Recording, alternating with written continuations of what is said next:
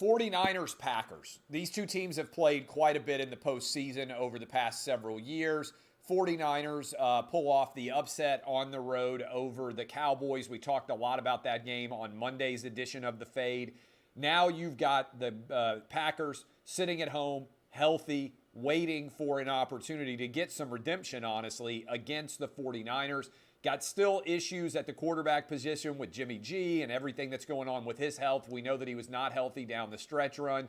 It's Thursday. This is one of those things that probably doesn't get resolved officially, Furman, you know this, until Sunday. They play everything close to the vest.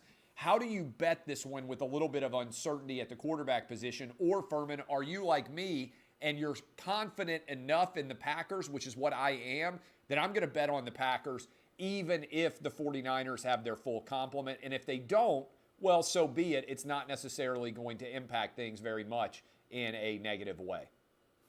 Well, I think you're right. I mean, this is all about market entry. And if you like Green Bay, best to get ahead of it. Lay 5.5 if you have access, or lay 6.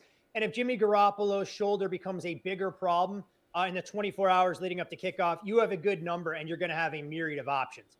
Meanwhile, if you like the 49ers, in my opinion, there's no benefit to betting this game until you have a greater indication on exactly what limitations, if any, Jimmy Garoppolo is going to have on that sprained shoulder. Because under the worst case scenario, if this was Trey Lance, the number goes through a touchdown. And I don't think anybody's walking to the window with a rookie quarterback hoping that Elijah Mitchell and Deebo Samuel can kind of bridge that gap from an offensive standpoint.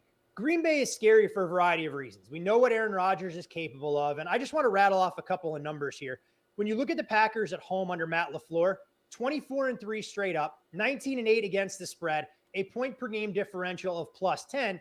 Then you layer onto it what Aaron Rodgers has done in sub-freezing temperatures, 24-6 straight up, 29-1 ATS, a 67-10 touchdown to interception ratio. And you look at Jimmy Garoppolo, Clay, he's never started an NFL game in sub-40 weather. Probably the worst conditions he ever had to play in was the freezing rain of sorts against the Baltimore Ravens.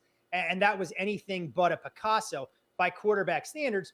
And then you look at Green Bay getting the likes of Jair Alexander back in their secondary. We saw Josh Myers and David Bakhtiari return to action in Week 18. Randall Cobb earlier this week was upgraded. So the Packers are getting healthy at the right time. But as this number leaks out, and if Jimmy's able to go, I'll be in that minority that wants to grab San Francisco +7 because I believe their run game travels. I think they're going to have Fred Warner and Nick Bosa that are more than capable.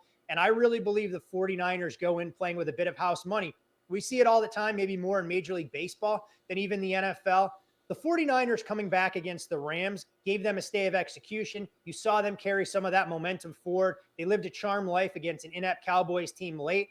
And if this 49ers team is able to hang around, something that they've done in recent years against the Packers, you begin to wonder if that belief that's so hard to quantify gets them over the hump. So a +7 with the help with Jimmy Garoppolo, even at 75%, I'll be on the Niners. But this isn't a game I've bet. And I think it's going to be an outstanding watch Saturday night on the frozen tundra. And we have to imagine our man Troy Aikman at Fox is going to be a lot more excited to call this game than he was that blowout between the Bucs and Eagles, knowing that he didn't get the opportunity to call the Cowboys 49ers game that fell on an Nance and Romo's play.